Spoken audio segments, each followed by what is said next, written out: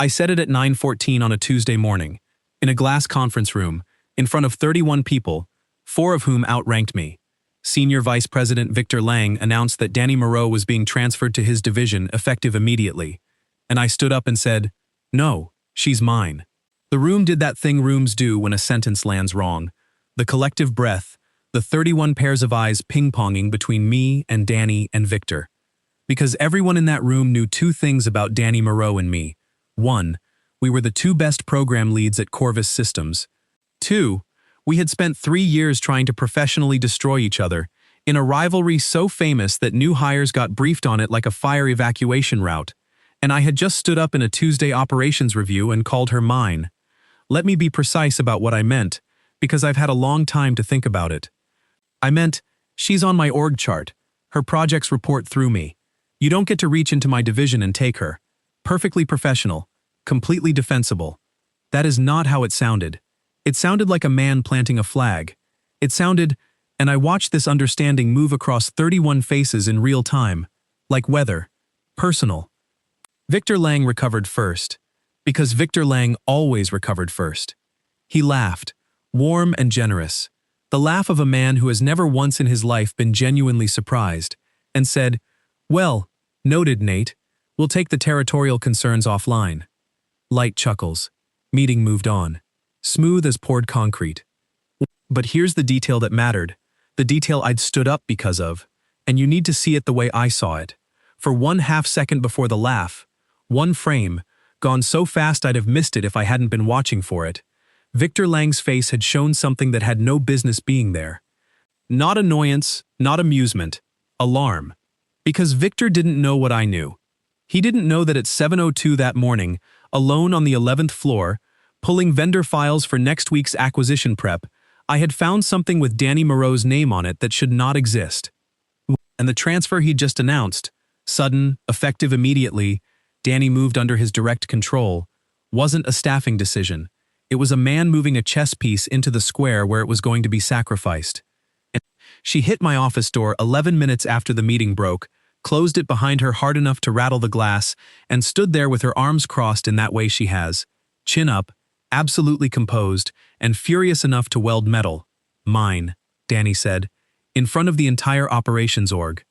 3 years you've been trying to end my career, Calloway, and you finally found the way to do it. A rumor. By lunch, half this building thinks. She stopped, recalibrated, went colder. Take it back. Today. Stand up at the 4 o'clock stand down and clarify, or I go to HR myself and clarify it for you. Sit down, Danny. I will absolutely not, Diane Moreau. I turned my monitor toward her. Sit down and tell me where you were the 3rd week of September. She didn't sit, but she looked. And I watched Danny Moreau, the sharpest person in this company, my enemy, the woman whose name I'd spent 3 years learning to hate, read the screen and stop breathing. On the screen, a purchase approval packet, vendor, Northgate Logistics, amount $480,000, one of many, approving authority, typed and electronically signed, dated September 19th, D. Moreau. That's not. Her voice came out wrong. She started over. I've never heard of Northgate Logistics. I've never approved anything for, and then her eyes hit the date, and I watched the second impact land. September 19th. Nate, I was in Lisbon on the 19th. My sister's wedding. I was out of the country for 9 days. I had an out of office on. There are 200 photos of me on a boat. I know, I said. That's why I stood up. She looked at me, really looked at me, maybe for the first time in 3 years, past the rivalry, past every knife we'd traded, and said, very quietly, "How many of these are there? With your name?" I found 6 before the meeting, totaling about 2.1 million. I let that sit, and then I gave her the rest, because she was going to need all of it. And Danny, the acquisition. Halcyon's forensic accounting team starts due diligence Monday at 9 a.m. They will find Northgate in the first 8 hours. A first year would find Northgate. Which means someone knows it's about to surface, and someone needs it wearing a face when it does. I nodded at the door, at the building, at the meeting we just left. This morning, that someone tried to move you directly under his signature authority. Effective immediately. The arms uncrossed, she sat down across from me, my rival, in my office, in the chair no one ever used, and stared at her own forged initials for a long moment. "So when you said mine," she said slowly, "in front of 31 witnesses, that wasn't ego. It was a paper trail," I said. "Now there's a public, dated, witnessed record that I refused the transfer, that you never came under his authority. Whatever lands Monday, that half-second cost him a clean story." I paused. "The rumor's real, though. By lunch, everyone will think I'm in love with you." Danny Moreau looked at me across 3 years of warfare and $2 million of someone else's crime and said, "Then we'd better be worth gossiping about. Show me everything." We worked with the blinds down through lunch, and the first thing we established was that Northgate Logistics did not, in any meaningful sense, exist. 4 years of invoices, $4.2 million total once we stopped counting. For logistics optimization services, no project had ever recorded receiving. A company website that was one page and a stock photo of a warehouse in what was, on reverse image search, Rotterdam.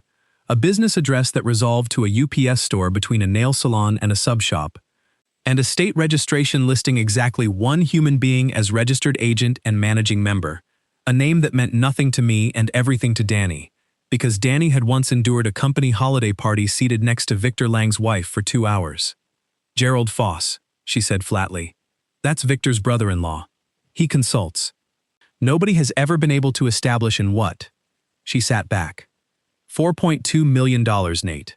Invoiced by his wife's brother, approved inside his own division, buried in overhead across 40 projects so no single line ever looked big enough to question. It's not even brilliant, it's just patient. "It didn't need to be brilliant," I said. "It needed to be unaudited, and for 4 years it was." I pulled up the acquisition memo. Then in March, Halcyon makes an offer for the whole company, and suddenly there's a forensic team with no loyalty to anyone booked into conference room C for Monday morning, and 4 years of patience has 1 week to become somebody else's crime. That was when the laptop chimed. A system notification, routine, automated, and it turned my blood to ice water. Security alert, unusual access pattern, account D.Moreau, files accessed, /finance, Venner, offer Elv. Location, Building A, floor 11. Danny looked at the alert. Then at her own hands, on my desk, in my office, on floor 9. "Nate," she said, very calmly, "I'm going to need you to confirm that I am currently sitting in front of you and not in the finance archive 2 floors up." Someone was inside her credentials. Liv. Right now, while she sat in my office, her account was 2 floors above us, walking through the vendor archive, touching files, and every touch was writing her name into an access log that Monday's auditors would read like scripture. He wasn't just forging her past. He was operating her present, building the record in real time. Look how often she visited these files. Look how she returned to the scene. She was reaching for the phone to call IT security, and I caught her wrist. "Think," I said. "Report it now, and it's your word against a log with your name on it." IT escalates to, "Guess who chairs the security committee? He'll thank you gravely for flagging your own suspicious activity, and Monday, it's one more exhibit." I let go of her wrist. I'd been holding it longer than the sentence needed, and we both noticed, and neither of us said anything. We don't tell him what we know. Knowledge is the only thing in this building he doesn't currently control. At 4:51 p.m., I know the exact minute, because the email is now part of a federal case file, he showed us what control looked like. It arrived flagged confidential from HR Employee Relations and CC'd to enough vice presidents to guarantee it would be the only thing this company talked about for a week. Formal complaint received regarding conduct in the Tuesday operations review. Concerns of an undisclosed personal relationship between 2 program leads. Concerns of conflict of interest and favorable treatment. Pending review. Ms. Moreau's system access suspended immediately as the junior party. Mr. Calloway's under evaluation. Both parties to appear at a formal review hearing Friday 2 p.m. Filed by V. Lang, in his capacity as divisional officer. "It gives me no pleasure," the complaint's cover note said, "to raise concerns about 2 colleagues I hold in such high regard. Read the machinery, because it is a beautiful, terrible machine. My one word, mine, spun into an undisclosed relationship. The relationship spun into a reason to cut Danny off from every system she'd need to prove her innocence. The Friday hearing scheduled 72 hours before Monday's auditors, so that when Northgate surfaced, the company would already have on file a documented, investigated pair, the woman whose name approved the invoices, and the man who stood up in public and claimed her. Not a fraud and a witness. A couple. Co-conspirators with a motive as old as the species, pre-packaged for Halcyon's lawyers with a bow on it. "He's not framing me anymore," Danny said, reading it for the third time. Her voice had gone quiet in a way I'd learned, in 3 years of fighting her, to be very afraid of. "He's framing us. You stood up to shield me and he turned it into the noose. That's," she looked up. "Nate, that's why he didn't fight you in the room. You handed him a better story and he knew it instantly. Who thinks like that?" My phone buzzed. Unknown number, but I knew. Of course I knew. "Nate, chess is a fine game, but you've been playing your rival so long you've forgotten who owns the board. Friday doesn't have to go badly for you, singular. Come see me Thursday morning. Come alone. V." I turned the screen so she could read it. Danny Moreau looked at the message for a long moment, and then she said the thing that changed the whole war.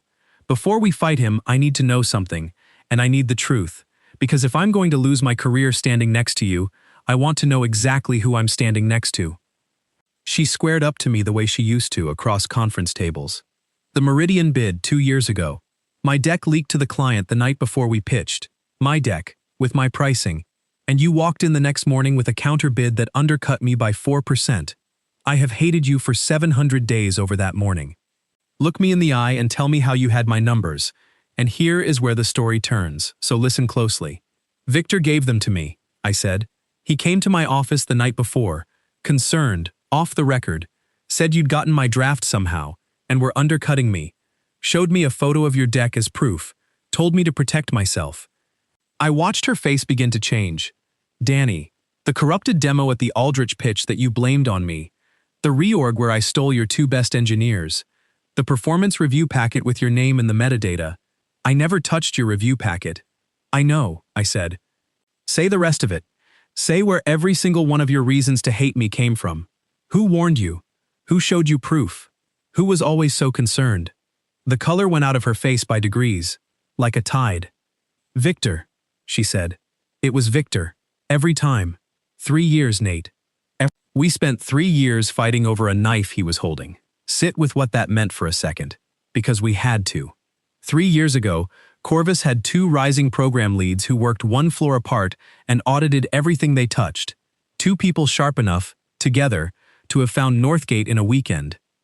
And so the man running Northgate did the smartest thing a thief in an org chart can do.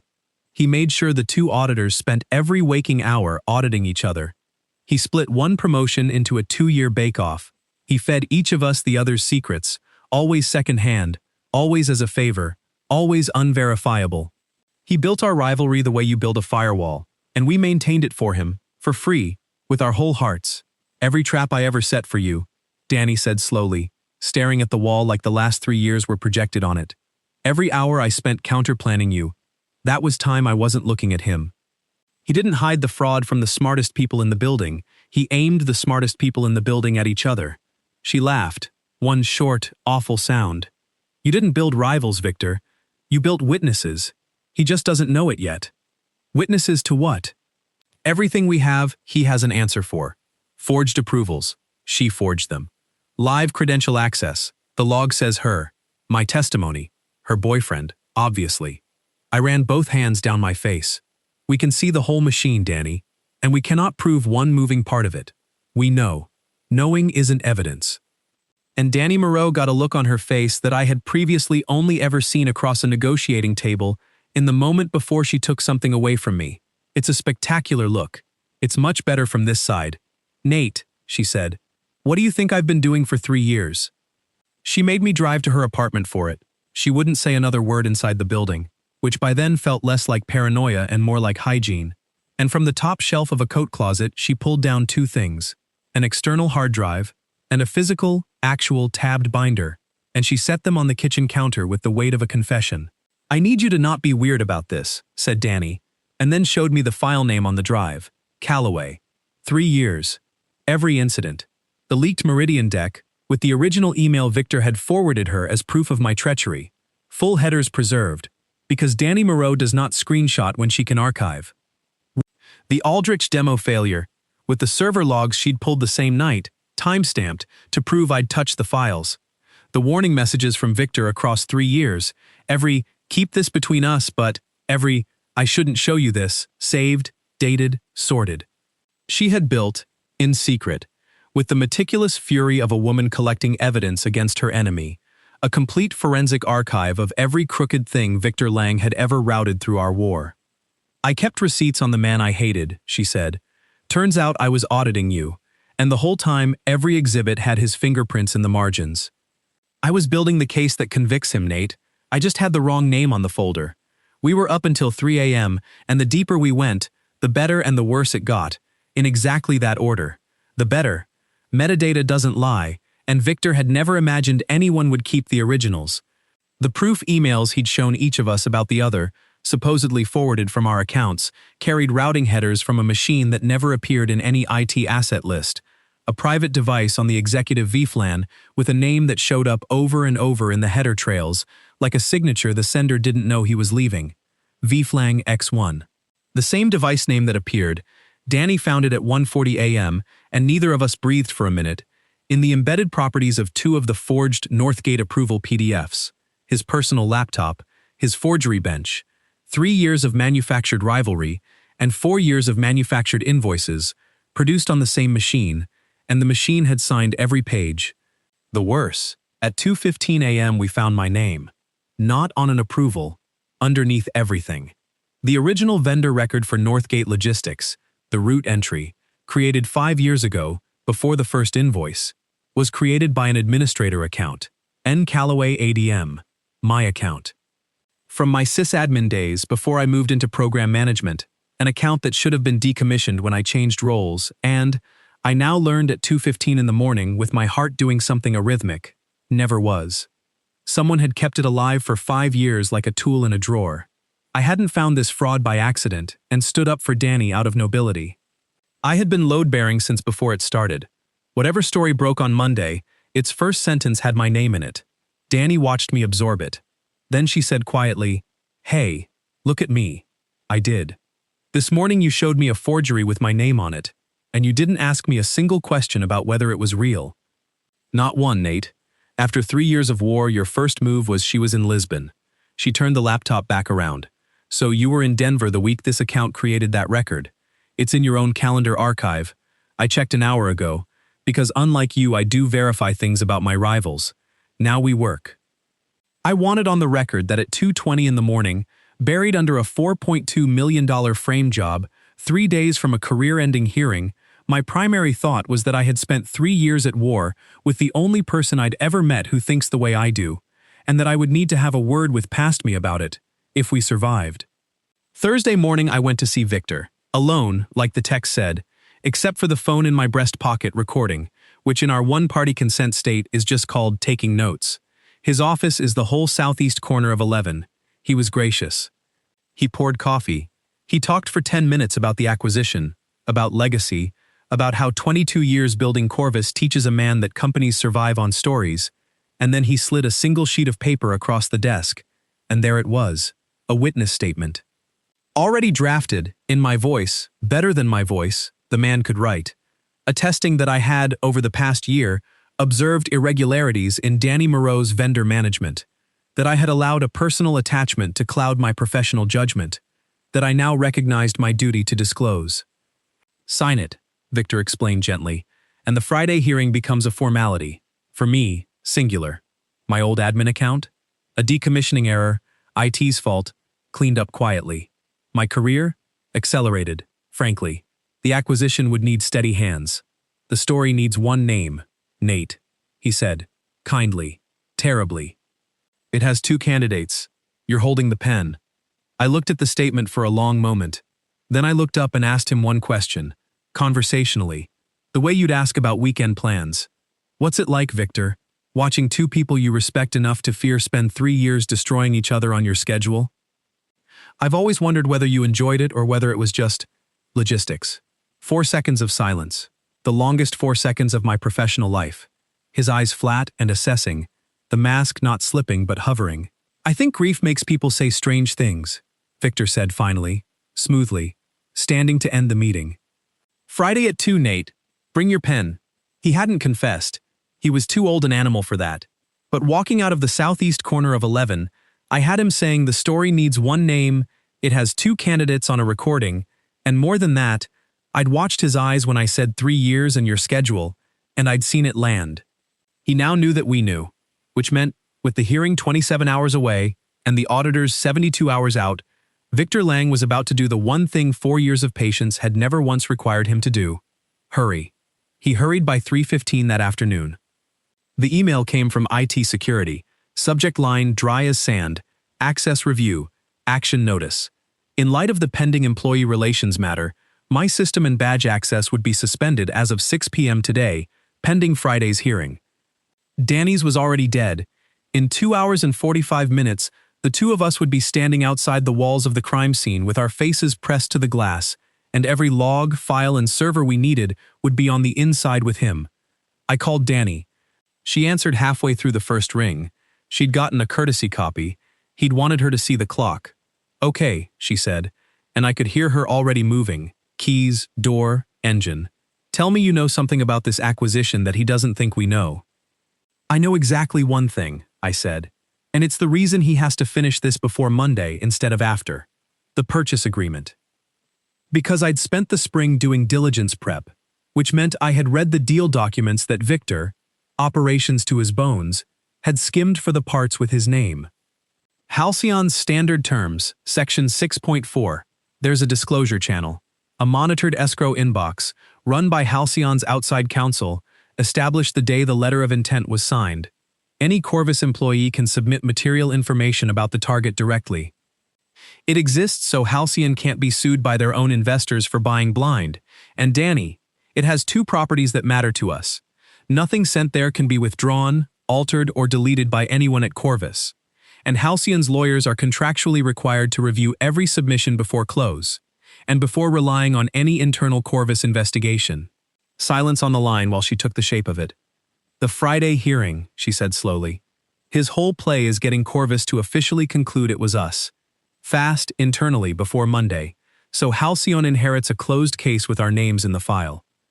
But if the evidence is already sitting in Halcyon's escrow before his hearing, then Friday at 2 p.m., Victor Lang stands up in front of the general counsel and presents a story that Halcyon's forensic team is already, contractually, actively shredding, I said. He can't delete it. He can't outrank it. He doesn't even get to know it's there. Nate, said Danny Moreau, my rival, my ally, with 3 years of war and one shared noose between us. How fast can you build an evidence package? How fast can you drive? She made it to my office at 4:32. What followed was the fastest, cleanest, angriest 90 minutes of work either of us has ever done, and we have both been salaried our entire adult lives. The archive, organized, forged approvals beside her Lisbon boarding passes and geotagged wedding photos.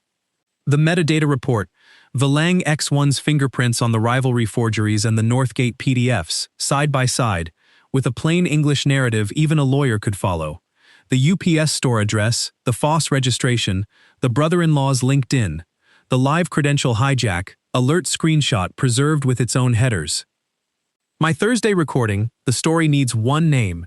It has two candidates, transcribed and attached. Her 3-year binder, scanned page by page while I wrote the cover memo, both of us calling out timestamps across the desk, like a surgical team calling vitals. At 5:41, we hit send to the escrow address. At 5:43, the confirmation receipt came back from Halcyon's counsel. Automated, time-stamped, beautiful. At 5:46, Danny's borrowed guest login died mid-session, IT working down the list, and she looked at my screen, still alive, and said, "You've got 14 minutes. Anything else you want to say to this building?" One thing. I forwarded the escrow confirmation, just the receipt, no contents, existence without substance, to exactly one person, Ellen Marsh, Corvus's general counsel, the one officer of this company whose signature was personally on the purchase agreement and who therefore, alone among Victor's colleagues, could not afford to let Friday's hearing become Monday's securities fraud. Subject line, you'll want to read section 6.4 before 2 p.m. tomorrow. That's a grenade, Danny said, watching me type, with a very short pin. Fire me Monday, I said, and hit send at 5:54. Today I still have a badge. At 5:58 my access died. At 6:03, two security officers, polite, embarrassed, one of them a guy whose kid's robotics team I'd sponsored, arrived to walk us out, per policy, pending review. And so it happened that at 6:11 p.m. on Thursday, the elevator doors opened on the ground floor of Corvus Systems, and standing there, waiting to go up, holding his briefcase, was Victor Lang. Nobody moved for a second. He looked at us, escorted, badgeless, finished, exactly the tableau he'd ordered, and he permitted himself the small, warm, terrible smile of a patient man at the end of a long project. Nate, Danny, a gracious nod. Get some rest. Tomorrow's a big day. And Danny Moreau, being walked out of the building her forged name was supposed to burn down in, looked Victor Lang dead in the eye and gave him back his own favorite weapon, an innocent sentence with a blade folded inside it. 31 flavors of deniable. You heard him Tuesday, Victor. I'm his. She stepped past him into the lobby. You should have believed him the first time. He was still parsing that when the doors closed. Friday, 2 p.m., conference room A, the big one, glass on two sides, Victor's choice, a public execution, Ellen Marsh at the head, HR flanking. Victor at the far end with a leather folio and 22 years of gravitas, and the two of us on the near side, badgeless, representing ourselves. He was, I'll say it forever, good. For 20 minutes he was sorrowful and precise. The relationship concern, raised reluctantly. The access logs, her account, those files, those dates. The approvals bearing her initials. The unfortunate matter of Mr. Calloway's administrative account at the root of the vendor record, which pains me most of all, Ellen, because I mentored this man. And the tragic, timeless arc of two brilliant people and a conflict of interest. He never accused, he mourned. It was a masterpiece of a frame, delivered by its carpenter, and I watched the HR officers' faces and understood that on any other Friday it would have worked. Then Ellen Marsh, who had said almost nothing, who had in fact spent most of Victor's eulogy looking at a single printed email in front of her, folded her hands and said, "Thank you, Victor." Before we proceed, the door, it opened. 3 people came in.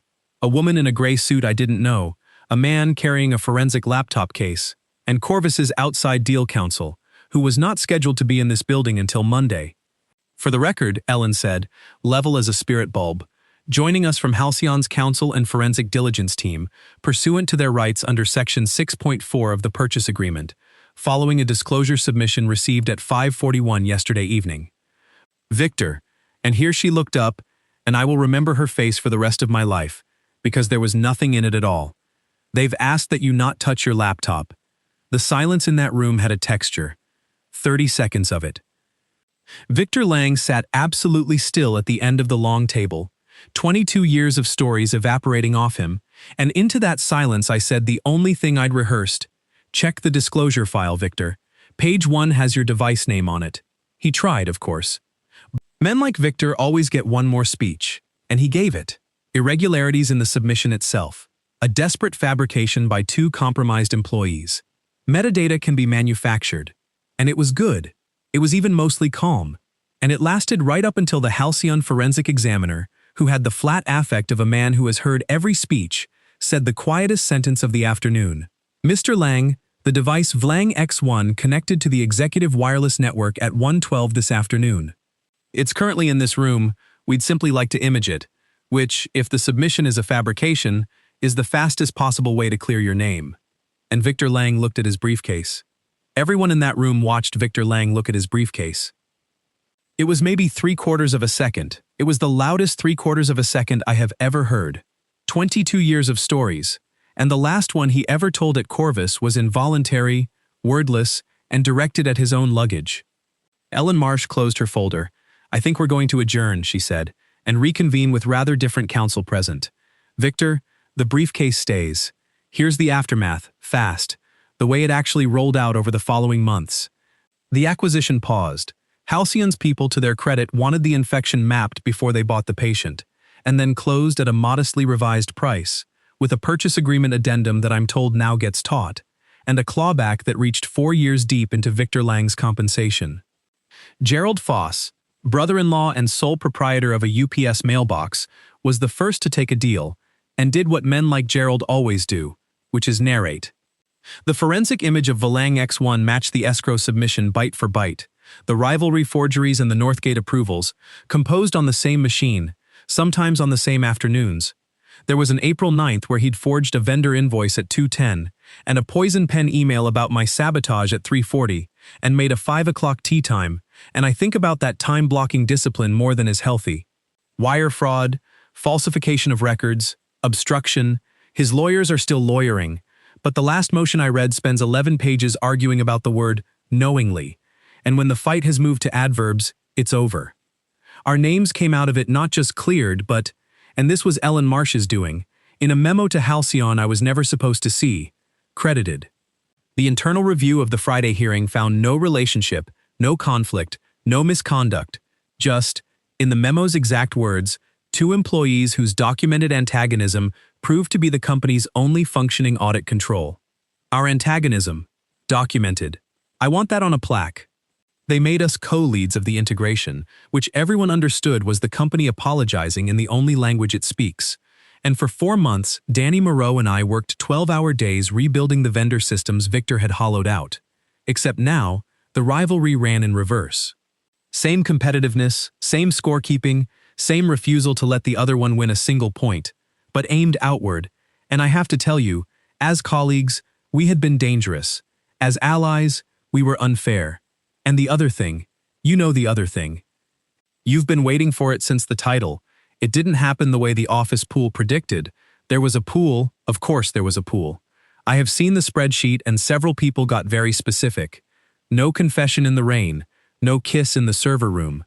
What happened was smaller and, I'd argue, ours. 4 months in, at the all-hands celebrating the integration milestone, the CEO of Halcyon, trying to be charming about the now legendary Friday hearing, told the whole auditorium the story of the Tuesday meeting, and finished with, and I'm told Nate here staked his claim in front of 31 witnesses, and 400 people laughed and looked at us, and someone yelled, "Did he ever take it back?" And Danny Moreau stood up, in front of everyone, with a microphone someone had regrettably handed her, and said, "I never asked him to take it back." 400 people. You've never heard a room like it. She sat down, handed me the mic and said under the noise, just for me, "Your move, Calloway. I believe you're down a point." Reader, I did not stay down a point. We had our first actual dinner that Friday. 3 years of opposition research meant we skipped approximately 8 dates worth of small talk. And she spent the appetizers cross-examining me about the Meridian bid, and the entrees admitting she'd once had my parking spot reassigned out of spite. And somewhere around dessert I realized that the best thing Victor Lang ever built, the weapon he engineered most carefully, the 3-year war he designed to keep us apart, was the reason there was no one else on earth who knew me like she did. He'd made us study each other. Contempt requires attention. And attention, aimed long enough at the right person, has a known failure mode. She keeps the binder, by the way. Calloway tabbed, on our bookshelf, between the travel books. She says it's the world's most thorough dating profile. She says if I ever act up, she has 3 years of documented precedent. She says, and this is the woman I get to lose arguments to for the rest of my life, that she's the only person who ever did her due diligence before the merger. So, 2 questions before you go, and I want you to actually answer them, because this channel runs on your stories, and this one's been waiting for you the whole time. First, the person you can't stand. The rival, the competitor, the one whose name makes your jaw tighten at work or in the family group chat. Be honest with yourself for 1 second. How much of what you know about them arrived secondhand, from someone who was always so helpfully concerned? Would any of it survive you 2 actually comparing notes? And second, this is the one I really want. Have you ever found out, too late or just in time, that a feud in your life was manufactured, that a boss, a relative, a mutual friend, was quietly feeding both sides because your fight was useful to them? Who was it? What was the moment you saw the strings, and did you ever get to compare notes with the person you'd been aimed at? Tell me in the comments. I read every single one, and I promise you, the person you were taught to hate might be scrolling this same video tonight.